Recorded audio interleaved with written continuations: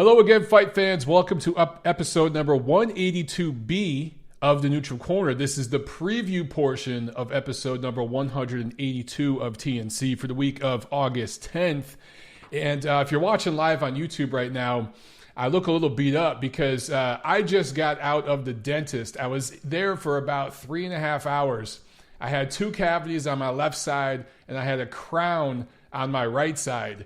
So I got 6 shots and half my face is still numb. My lip, they had to put 1 shot like in my in my jaw. It's killing me. So I cracked a tooth, and of course I couldn't crack a small one in the front of my mouth. I cracked one of the molars in the back, the second to last one on the lower right side. They think it might be from boxing, from biting down on a shitty mouthpiece. They don't know for sure, guys. If you're going to do sparring, if you're going to do any kind of sports where there's contact, football, whatever, and you get a mouth guard, spend the extra money and get the one with the gel that you can shape and form to your teeth that you boil in water. It's worth it. It's what I use now, but for years I used the old school shitty mouth guards that are really, really not that good for your teeth. Anyway, public service announcement for this episode. I'm your host of the show, Michael Montero for Boxing Monthly Magazine and BoxingMonthly.com. And of course, we did the review portion of the show Monday night. Now we're going to do the preview portion. We don't have a whole lot going on this weekend as far as action goes, but I'll get to that in a second. We do have some news and notes. So let me go ahead and get started with that. Before I do that, you know what? I'm going to go ahead and crack a beer because I have a headache. My jaw hurts. My teeth hurt. I'm going to go ahead and enjoy an adult beverage right now. Salud, guys. I'll try not to drool that all over myself with my numb face. All right, so let's start with ratings. The Kavnachi-Arreola fight that headlined that PBC on Fox card last week peaked at 1.77 million viewers. The entire card averaged 1.3 million viewers. Now, this was slightly down, believe it or not, from Kavnachi's last fight against Gerald Washington, which did 1.9 million. But that was in January. Generally speaking, sports broadcasts do better in the winter. So, I wouldn't read too much into that. I think for a summer rating, you got to think about the very end of July, 1.77 million. That's a pretty good rating, man. That's a really, really good rating. And it was a good fight. I think Chris Arreola probably brought a lot of the viewers with the Mexican-American fan base, but Kavnachi did a great job, won a good, entertaining heavyweight scrap. That's going to build him up for his next fight. And, of course, eventually, Uncle Al and the WBC, they want to line him up for Deontay Wilder down the line next year. Okay, some more news. Golovkin, Derevyanchenko, I talked about that a little bit Monday. That has formally been ordered by the IBF. They have 30 days to negotiate that fight. 30-day negotiation period ends September 4th. They're probably going to make a deal. I think they're going to come to a deal before the 4th because these guys have, they didn't talk before, but Derevyanchenko has been lined up in terms of the IBF mandatory to fight Golovkin in the past, and then Canelo, he's hungry for that damn fight. I think it's going to be agreed to by the end of this month, probably October 5th. At Madison Square Garden. And look, style-wise, I think it's going to be a good middleweight scrap. And, Steve Kim and Mario Lopez talked about this in their podcast this week. And guys, I apologize if I'm drooling. My mouth is numb. Seriously, my head is pounding and my mouth is numb. But we're not going to get Canelo Golovkin 3, obviously, this year. We should have the rubber match. That's what we should have got. It's what the Zone wanted. It's still the biggest fight to be made in boxing. However, consolation prize. If we're going to get Golovkin, Derevyanchenko. If Canelo ends up fighting Andrade, that's kind of a mini middleweight tournament. And the winners of those 2 fights, they fight next May or something around Cinco de Mayo. Dude, that's a pretty good consolation prize. Now, if Canelo keeps pulling his diva bullshit and wants to avoid Andrade and avoid all the other middleweights and go fight Kovalev after he beats Yard, which I think he will, then we still have a muddled middleweight picture. I hope Canelo does the right thing. That remains to be seen. Canelo says he's going to wait and see who wins the Kovalev Yard fight and then make his decision. I think he needs to fight Demetrius Andrade. Charlo's out of the picture. He's with the PBC. They're not on the zone. You guys get it. But that 4-man tournament I just talked about, that happens at the end of this year, the fall, then the winter, late this year, and then the winners fight each other next year. Man, that's a good little middleweight tournament there. I'm cool with that. One card that came together also at MSG, September 13th, Matchroom card. I talked about this a little bit. Haney Abdullayev. I can't talk right now. My head's loopy. Abdullayev. Jesus. Haney is fighting Abdullayev. He's a Russian fighter. First fight outside Russia. Good quality, regional level amateur pedigree. All of his fights so far in Russia. Looks good on paper. Is he ready to step up and fight for his first time in the United States against one of the best prospects in boxing? I don't know. Is Haney ready for this, what appears to be a step up in opposition himself? I don't know. It's intriguing. Also on this card, Roman Akhmadaliev. That, I think, is going to be the fight that steals the show. Daniel Roman defending his unified titles now at 122 against a fighter that I think I think he was born in Uzbekistan, but now fights in the USA. All of his fights have been in the USA. He's only had, I think, like 6 fights. Is he ready for Daniel Roman? I'm not sure. Daniel Roman looked a little human in his last fight against Doheny, right? So I think that fight's going to steal the show. But also, man, this heavyweight fight, Michael Hunter versus Sergey Kuzmin, that's an awesome fight. Michael Hunter's only lost once, and that was against Alexander Usyk. No shame in that. Kuzmin hasn't lost yet, although a lot of people felt that he got away with one in his last bout, where he won, I think, a split decision. And then a good female fight, Heather Hardy, 37 years old, going up against Amanda Serrano, 30 years old. I think that's going to be a fun female fight. And that's right there at MSG, and Serrano's from New York area, so that's going to be fun. Also, Naoya Inoue Nonito Donaire is finalized for November 7th in Saitama, Japan. And Alexander Vojdik versus Artur Beterbiev is now official for October 18th on ESPN, and is going to be at the Liquor Center in Philadelphia. Man, Philadelphia has picked up some fights recently, huh? They've had a good little resurgence as of late. We're going to talk about a card they have this weekend here in a minute. And then, of course, New York has made a huge comeback after really, really being slow for a few years. So the Northeast really is coming back. Guys, I'll get to some. Well, you know what? Let's get to some questions right now before we preview what's coming up. Ozzy A just said Canelo is a diva. You know, I thought about this, and one reason why I wanted to mention that Matchroom card on September 13th, that is the weekend of Mexican Independence Day, right? Mexican Independence Day, I believe, is Monday the 16th. I believe it's Monday the 16th. Anyway, no cards right now, no major cards that weekend on Saturday the 14th, which would have been Canelo's date, right? And then they talked about possibly Jaime Munguia, but he's kind of pulling some diva shit. They had a fight scheduled for Golden Boy Promotions, had a fight scheduled for Ryan Garcia that weekend. He pulled some diva shit. So look, man, Canelo Alvarez, Jaime Munguia, and a Mexican-American, Ryan Garcia, pulling some diva shit and really doing a disservice to the Mexican and Mexican-American fans by not fighting on that weekend. The only thing fans have to look forward to is that Matchroom card I talked about, which is a great card, mind you, great card. But it's Friday night instead of Saturday night, and there's no Mexicans on the card. No Mexicans, no Mexican-Americans on the card that I can see. Maybe Eddie Hearn will throw one on there somehow. Oh, wait a second. What am I saying? Daniel Roman's on the card.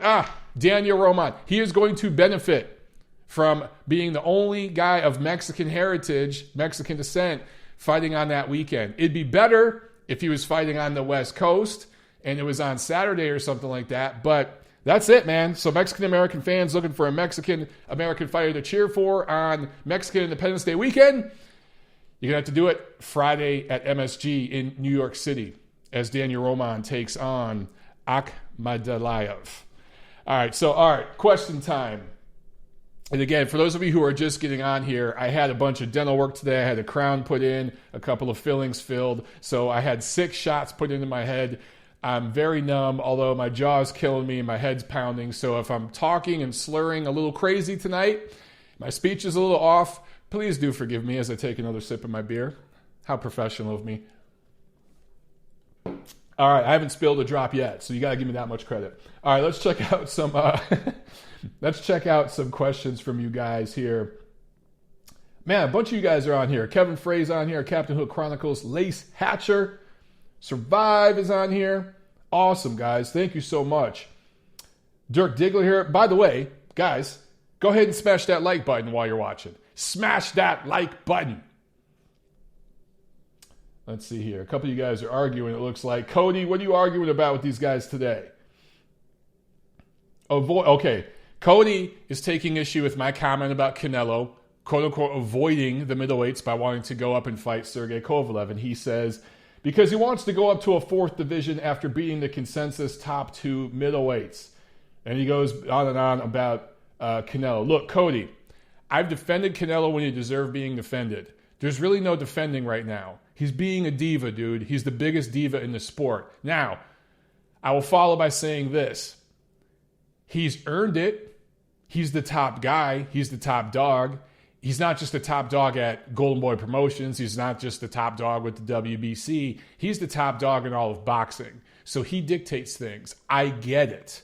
However, moving up 2 divisions to fight a guy stylistically made for him, which Kovalev is, especially at this age. And look, we still don't know how he's going to look against Anthony Yard. I favor Kovalev, but he beat Eleider Alvarez in that rematch and looked outstanding. But let's not forget, Alvarez is an older fighter himself. Maybe he got old overnight. I don't know yet. It remains to be seen. Kovalev hasn't fought since then. He's going up against the young gun now in Anthony Yard, who hasn't done shit as a pro, but maybe Yard will show us something. I don't know. There's a lot that remains to be seen. Clearly, what is best for boxing and best for the fans is for the best in each division to fight each other.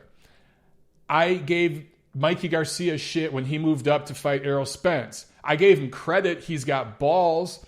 That's great, but it proved nothing. It did nothing but help build up Errol Spence's brand a little bit.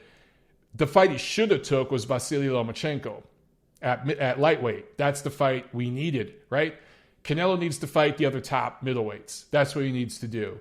And if he won't fight Golovkin right now, he's forcing Golovkin in a sense to fight Derevyanchenko because they're going to fight for a vacant belt because Canelo just got stripped. Well, then the obvious choice is Demetrius Andrade, who's right there. So am I saying he has to fight Andrade? Not necessarily, but I think it'd be better if he fought Andrade than fighting Kovalev. Even if he beats Kovalev, is he going to stay at light heavyweight? It's a one-off. And you talked about a 4th division. Dude, don't count his title-winning effort at 168 as a real title. That was bullshit. He beat Rocky Fielding, man. Come on now. Use your logic, brother. Oh, CJ Duncan in the house with the super chat. Thank you so much, my brother. Says TNC on Thursday. I'm digging it. Cheers, Montero. Cheers to you, my man. Hope everything's going well for you. Cody says, Canelo was screwed by the WBC and IBF. Why would you begrudge him for not chasing belts he should already have? Dude, it sounds a lot like what the Golovkin fans were saying about Golovkin and the IBF a couple years back as it relates to Sergey Derevyanchenko. It's funny how things come around, right, bro? Even with the IBF as it relates to Daniel Jacobs cheating the rehydration clause. Dude, you can't pick or choose. You got to be consistent. All I'm saying is, don't bring up the WBC screwing over Canelo. They literally created a title so he wouldn't have to fight Charlo. By the way, I think Canelo not only beats Charlo, he knocks him out. Canelo dominates and knocks out Charlo. I'm saying that, but following by saying the WBC hooked him up with this franchise title bullshit so that they can keep Canelo happy so he wouldn't have to fight Charlo. And they wouldn't have to strip him like the IBF did, but they can also keep Uncle Al happy because they do a ton of business with the PBC and Uncle Al, and they're going to give Charlo that title. And watch them do the same damn thing with Deontay Wilder pretty soon. So, dude, come on, man. You need to be more consistent than that. Oh, we got another super chat from Komatsuda says, is Pac versus Spence this generation Holmes versus Ali? Well, first of all, Ko, thank you for watching from New Zealand. Thank you for the super chat pledge. Pac versus Spence, I would not compare it to Holmes versus Ali. I understand in terms of name recognition, maybe, if that fight happened, but you got to look at it this way, dude. Ali was a former heavyweight champion. Well past his prime, damaged, I get it. Holmes was the new up-and-coming heavyweight, and they fought. You could make an argument that in a sense, in a way, it's not exactly, so don't kill me, but the AJ Klitschko fight was a little closer to that in the sense that a former heavyweight great was fighting the new heir apparent. It's just, AJ has fallen on hard times since. That would be more like Holmes Ali. The difference with Pac and Spence is Pac is seriously right now, if he really wanted to, could make lightweight. He works out and bulks up he could easier make 140. He could make 140 in his sleep right now. He bulks up to fight at 147. He's a natural lightweight that fights much bigger guys. And Spence is busting at the seams at 147, will be at 154 in another year or so. So they're two. Generationally, I get what you're saying with that comparison. Makes complete sense. And it could be just as brutal, but in terms of size, it's just a different type of matchup. And I'll say this, Pacquiao, even though he's well faded and still, I think, past his best days, he's still in way better shape than Muhammad Ali was in when Larry Holmes fought him, right? So I get what you're going. I get where you're going with that comparison, but it's not exactly comparable to me. Cody says Canelo deserves to be the franchise champion. Dude, Cody, are you one of Canelo's brothers logging in here and trolling us? Dude, come on, man. Back up a little bit with that shit. Dude, you're coming off like a Canelo apologist. And listen, again, I've defended Canelo when he deserved it. People jumped down his throat after the clenbuterol thing last year before all the evidence was out, and I took a lot of shit because I was one of the few people in media that said, hey, everyone slow down. Let's wait until the investigation is finished before we really look at what happened. And then once the investigation was finished, I reported accordingly. Boom, right here behind me. That's the story, the exclusive story I wrote for Ring Magazine. Right there behind me on the wall. How about that? But everyone else was jumping down the man's throat and beating up on him, right? I've also gone on record to my detriment, because a lot of my followers are Triple G lovers, saying that second fight was close and could have went either way. A lot of people unsubscribed to me just for saying the second fight, the rematch, was close and could have went either way. I thought Golovkin edged it, maybe could have been a draw, but you can make a legitimate case for Canelo winning that second fight. He clearly lost the first fight, though. So, dude, all I'm saying is you got to play fair, man, and you got to be even and consistent on these things. Nobody deserves a damn franchise champion bullshit.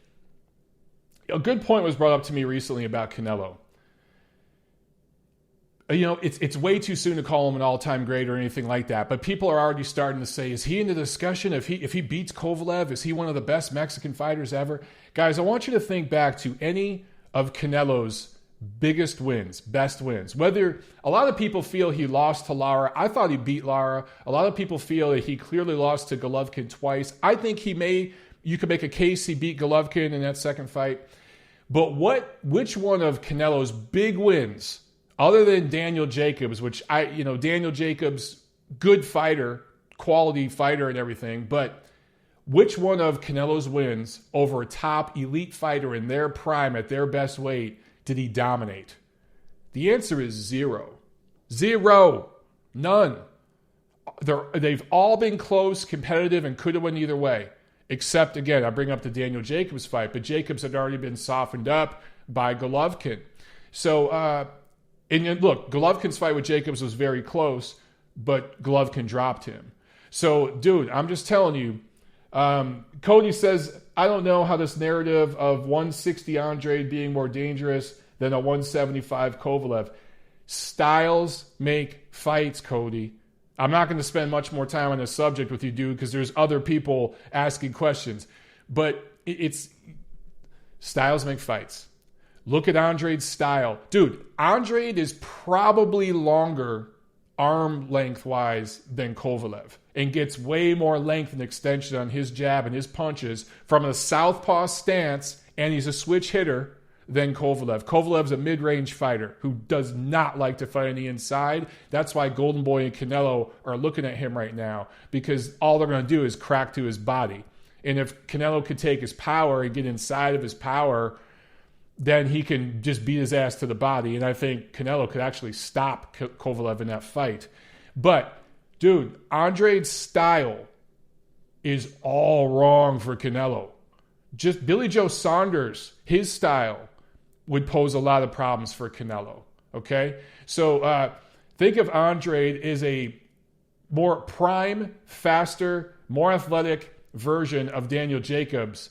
And that's what you got right there. Okay? Especially at this stage. So, yeah, dude, I think that Andrade's a better challenge for him. And I say all that, and I say Andrade hasn't proven shit. I'm just talking in terms of styles. In terms of who deserves a big fight more, Kovalev clearly deserves a big fight more. I'd be interested in the fight. Do I want to see it? No, I want to see shit cleaned up at 160 pounds. That's what I want to see. He wants to go up and do these one-offs and pull the Mikey Garcia businessman shit and let all the guys at 160 or 168 all beat the shit out of each other, and then he'll come back down and take a pick of which one he wants to pluck. He wants to pull the Floyd Mayweather move. Well, I don't like that shit, and I've been consistent about it throughout my reporting career, all right? Kevin Frey says, Billy Joe Saunders is a footnote at this point. I tend to agree, brother. Billy Joe Saunders, tremendous potential, but hasn't done a damn thing in the ring. And let me say this much. Demetrius Andrade, who I'm very, very critical of, has proven a hell of a lot more at this stage than Billy Joe Saunders. And, that's going to trigger some people, but it's the truth, man. At least Andrade has fought people with a pulse in the last 12 months. Frey says, Andrade makes some ugly matchups, though. He sure does. It is not going to be easy to look good against him. 2-3 years ago, I think Golovkin would have tore his ass up. But now, dude, that's a toss-up fight. Golovkin and Andrade. A toss-up fight.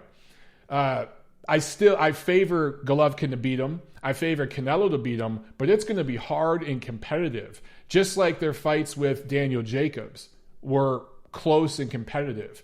And Andrade's younger than Jacobs. He's undefeated. He's never been stopped. Jacobs, in the back of his mind, still remembers being stopped at one time years ago, right? So, all that plays a factor, guys. All that plays a factor. And I think Andrade's better at switch hitting than Jacobs and better from the southpaw stance than Jacobs. Jacobs is better, obviously, from the orthodox stance. Anyway, quick preview, then we'll get back to some questions in chat here. All right, Saturday, August 10th, we have a few different fights going on here. Julio Cesar Chavez making his ring return. I think it's been like over 2 years since he's been in the ring. Crazy, crazy, crazy. Chavez Jr. is coming back. He's fighting, who gives a shit? Jose Uzcategui is also on this card. Now, I'm actually interested in that. But right now, he has no opponent. His opponent is still TBA, as far as I know. And they're headlining a card in Jalisco, Mexico. There's no TV, as far as I know, for that. I think there'll be TV down there, obviously. But here in the States, no TV. Maybe you can find a stream. At the Liquor Center in Philadelphia on ESPN+, Top Rank is working with three other promoters. So there's 4 promoters working together on this card. I love to see that. Love to see that. Unfortunately, the headliner was going to be Carl Frampton. He's out. Freak hand injury. Somebody at a hotel dropped something on his hand and broke it. So that's crazy. The week of the fight. Literally, you can't write this shit. So he's out. Jason Sosa is going up against Haskell Liddell Rhodes. Sosa's out of Camden, New Jersey, not that far from Philly, so he's going to bring some fans. And Rhodes trains at Floyd Mayweather's gym in Vegas, I do believe, former MMA fighter. This is a 130-pound fight, 10 rounds. It's set up for Jason Sosa to win. I think Sosa should win if he has anything left. That's what we should see. But just in terms of styles, these guys will make for some action. And the pro debut of Cuban gold medalist in the 2012 and 2016 Olympics, Rob C. Ramirez. A lot of people are excited about this kid. I know they're real excited about him at Top Rank. Top Rank doesn't have the best track record with picking up Cuban amateur standouts in recent years. Of course, it was a disaster with Guillermo Rigondeaux. But apparently they've had talks with Ramirez and explained the situation about, hey, man, you're going pro. You got to be exciting. It's a different style. You can't just touch a dude and run and score points and win fights that way. It's about market value. And if you want to create market value, you got to be really, really exciting on top of skillful. So they've had the talk with And according to the folks at Top Rank, this kid, Robson Ramirez, is the antithesis of Guillermo Rigondeaux. All that being said, Rigondeaux was pretty exciting in his last fight. I guess because he's getting old and can't move like he used to. But Ramirez apparently is going to go for it and try to be exciting. We shall see. Also, Philly heavyweight prospect Sonny Conto, Italian-American heavyweight, 6'4". He's 3-0, 23 years old. I've been keeping an eye on this kid for a while for several reasons. And I want to see what he does. So that is in Philly. Now we go down to Texas, to Grand Prairie, Texas, which I believe is a suburb of Dallas. And we have a Golden Boy Promotions card on DAZN. And the main event in co-main, I will be covering for Ring TV. So guys, check out, right after those fights, I'll do a quick recap and post them to Ring TV's site. So if you want to get a recap on the fights, check out my articles that will be posted that night on the Ring TV site. But Vergil Ortiz Jr., who is one of the best prospects in boxing, right behind me, boom, right there behind me on the wall is a piece I wrote about him in Ring Magazine a couple months back. Really cool kid, really funny, smart, just fun to talk to, good guy. By the way, Kevin Frey says like button smash. Thank you, brother. All use, get on it. Jab the like button. Give it a straight right hand. Give it an uppercut. Give it a 45. Give it a damn headbutt. I don't give a shit. Give it a low blow. Just hit the damn like button. All right, Grand Prairie, Texas. We'll talk about Vergil Ortiz Jr. versus Antonio Orozco in a second. Let's talk about the co-main. Joshua Franco out of San Antonio, 23 years old. He's going to bring fans there, no doubt. San Antonio, I think, is 3-hour drive from Dallas, something like that. Going up against Oscar Negrete of Colombia, who now fights out of the Los Angeles area, 32 years old. So you got 23 and 32 fighting. This is a rubber match, a rubber match of sorts for these two. Bantamweights. First bout they had was a split draw. Second fight, split decision, right? That went Franco's way. So now they're doing it a third time. And these guys have had entertaining fights. We'll see what happens here. Generally speaking, in matchups like this, the younger guy can make more adjustments and should win wider here. I think Franco should win a wide decision, 8-4, something like that. It's really on Negrete. How much has he aged? Look, he had these two fights, which has taken some punches, and then he moved up in weight, I think, to 122 and fought Ray Vargas and took a lot of heat in that fight, right? Took a lot of punishment. So how much has all this aged him? We shall find out. And I will do a recap right after the fight on Ring TV, so look for that. In the main event, Vergil Ortiz Jr. going up against Antonio Orozco. And Vergil Ortiz Jr. is 13-0 with 13 knockouts. Is he going to keep the knockout streak going? I don't know. I know it's really on Orozco. Orozco has been very inconsistent, right? This is at 140 pounds.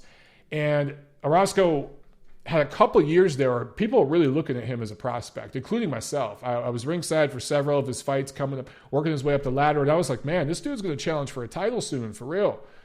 And then he started having weight issues in camp, issues in his personal life. Training was inconsistent, all those things. And kind of just fell off.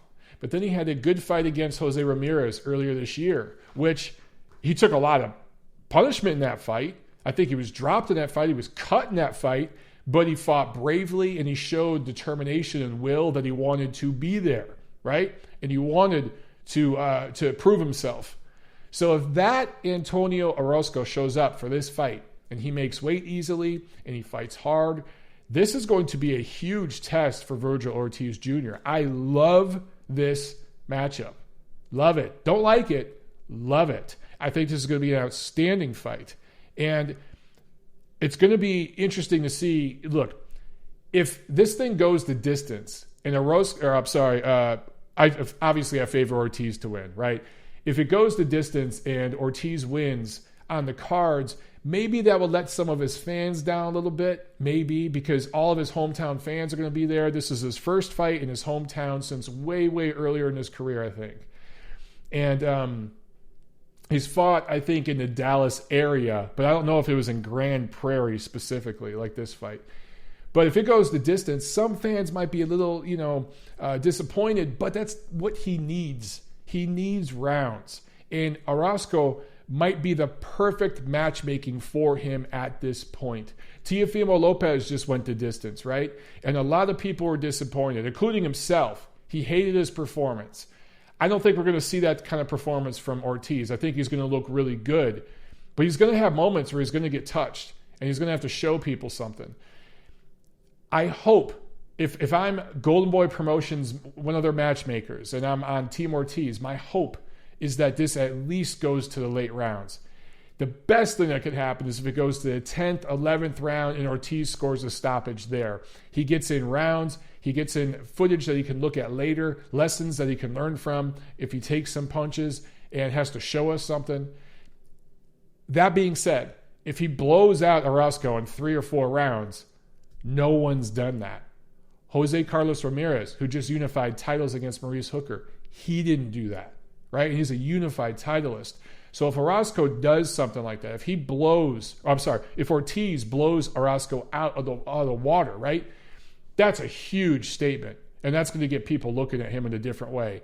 For my money, this goes rounds. I think this goes at least into the late rounds. I wouldn't be surprised if it goes the distance, but I also wouldn't be surprised if Ortiz scores a late TKO stoppage.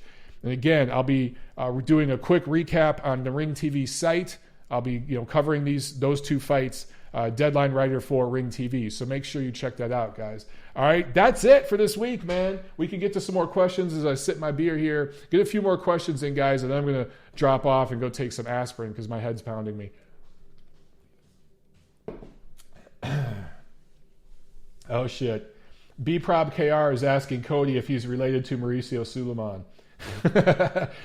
Cody, you earned that one, man, because, dude, you're just doing way too much defending for Canelo right now in the WBC. Oh, man.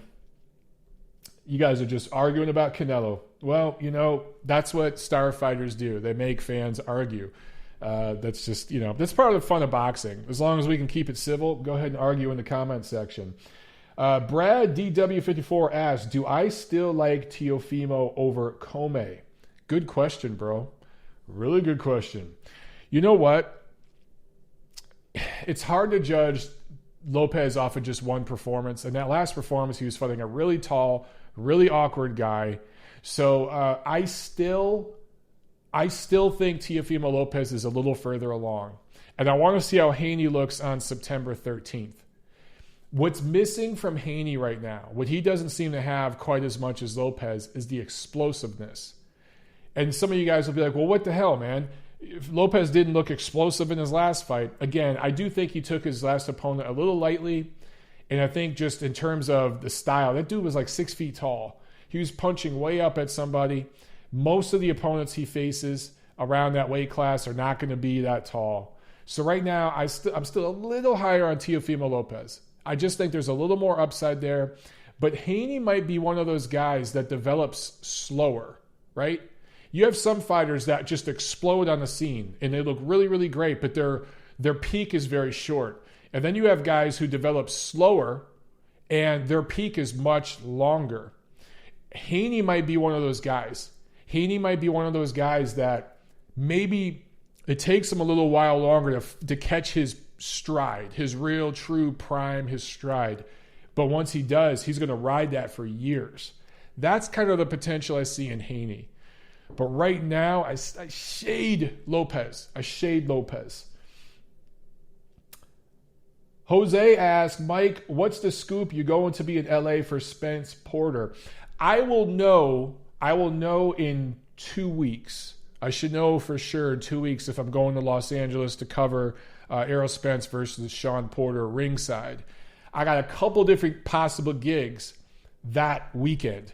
A few different possible gigs that weekend.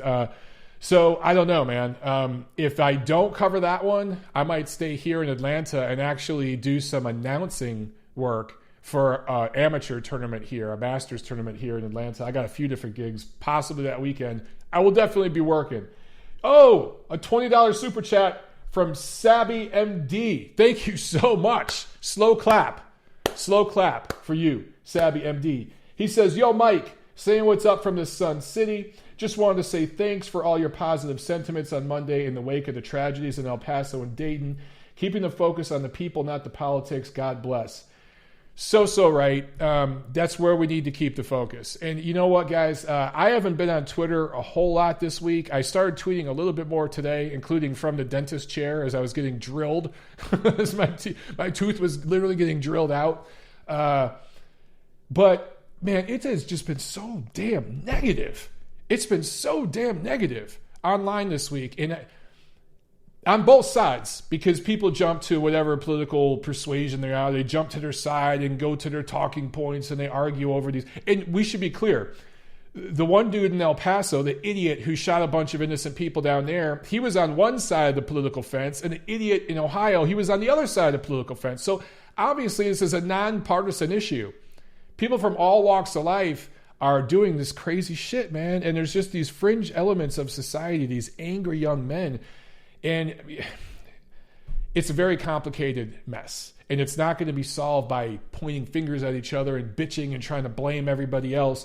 We really need to try to dig to the bottom of these problems. But what I can't believe is that all these politicians, all these people on Twitter, on Facebook, are just being so vile and mean and hateful with all their tweets and their messages. And it's like, dude, there are dozens of families whose lives, obviously dozens of people's lives ended, but dozens of families, literally hundreds, maybe even thousands of people it's touching just through extended family, whose families have been tragically,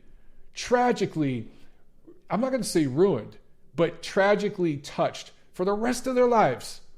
They're dealing with this shit. And people are fighting back and forth over the politics, man. People are crazy online, man. So anyway, Sabby MD, thank you very much for the super chat. And, prayers to everybody down there. Thoughts, prayers, all of that. It's really just, it's just sad. There's really no other word for it. It's just sad. I got to worry now if me and Tiff go to Lowe's to buy some shit. You guys know I'm renovating a house. I got to worry if some whack job is going to walk in there and want to shoot us. What the fuck? As I take another sip of my beer. Oh, man. Sabby MD also says, thank you for all the informative and entertaining content you provide each week. Wish you the best as you move forward and continue to grow. Man, thank you so much, bro. Thank you very, very much. I really, really appreciate that. And by the way, guys, I finally posted that video about the clean boxing program. I'm sorry it took a few days to get that up. Make sure you check that out. That's on the channel where I just try to explore the numbers behind the WBC clean boxing program and how underfunded it is. And I don't say that to beat up on the WBC. I say it to show just how big the problem is. It's a huge issue that needs attention collectively from the entire boxing community. That's the only way we're going to get the budget necessary to make sure everyone's fighting clean. Let's see. Hamed92 asks, thoughts on J-Rock exposing the clean boxing program after Gabriel Montoya questioned him over doing 360 VADA testing. I don't quite know what you're referring to there, Hamed. I didn't even know Gabriel Montoya is still on Twitter. I didn't know he still is a factor. Not to say that in a negative way. I didn't know, is he still writing for anybody or doing anything in the boxing community? As far as I know, he kind of left and he's just doing plays and stuff in San Francisco. As far as J-Rock, if he was talking about his time in the clean boxing program, maybe Montoya was asking him, how many times have you been tested in that program versus the testing you did for the Jarrett Hurd fight? So Hamed's saying, J-Rock said CBP only tested him 3 times. Yeah, and look, guys, I've been saying that for the last 2 years. You right? So Hamed, watch the video I did on CBP the other day for more insight. Why guys are not being tested a lot. So, and those 3 times he was tested by CBP was probably right before a fight. He was tested dozens of times for the fight with Hurd. Both of those fighters, I should say, together were tested dozens of times because they signed up for VADA testing. Enrolling in VADA testing is a completely different thing than enrolling in the WBC clean boxing program. It's 2 different entities. Watch my video, bro. But yeah, guys, I've been saying this for years. And I ain't going to let somebody else take credit for it. I've been saying it for years. That's what 95% of the people in the clean boxing, the fighters in the clean boxing program are not being tested. Not being tested. And again, it's through no fault a VADA or the BC, the funding just isn't there. I think you guys underestimate how expensive and how complex of a process just going to collect a sample is, and then getting that sample to the lab and then doing the lab work. People just think, oh, you take a sample and you go to the lab. It's easy. No, there's a whole process to get that sample there. And it's the World Boxing Council. That means there's fighters all over the world that are enrolled in their program. So think of it this way. Just think of it. One program is a WBC program. VADA does the testing. Well, VADA, I shouldn't say they don't do the testing. They do the sample collection and they report the test results. The whole process, they run it. But it's a WBC program. And then there's a VADA testing program. Two different things. So what J-Rock and Hurt are doing, and they're doing it again for their rematch, that's a VADA testing program. Very different than the WBC program. Completely different. And there's a lot of misconceptions. And a lot of people mix those two together. They conflate those two programs together. So, all right, guys, I'm going to get one more question, and then I'm going to jump off here. Let's see. Get another question here, guys. All right, here. Anders has one. Hey, Michael, can you mention your favorite current fighters that people don't know about? I'm talking about fighters who hasn't been promoted equally to what their talent deserves. I'd have to think about that one for a while, man. I have to think about that one. But I'll tell you what, I'm going to give another shout out to my boy, Levante Early out of Charlotte, North Carolina. 9-0, 140-pounder. I think that he's got a lot of potential. Talented kid, smart kid, super freaking smart, and gets it just in terms of boxing. That needs some exposure. And I'm going to work on trying to get that kid some exposure. Look it up, guys. Look him up. Levante, Lavonte, Early, EARLY. I can't spell right now. Look him up. Look up his record. Check out his Instagram. Him and his trader, Adam. Check them out on Instagram. They need more follows because they're good guys. All right. So that's it for tonight, guys. Slow week, but it's going to pick up very, very soon. I appreciate it, guys. Remember to smash the like button, spread the word, and I'll see you at the fights.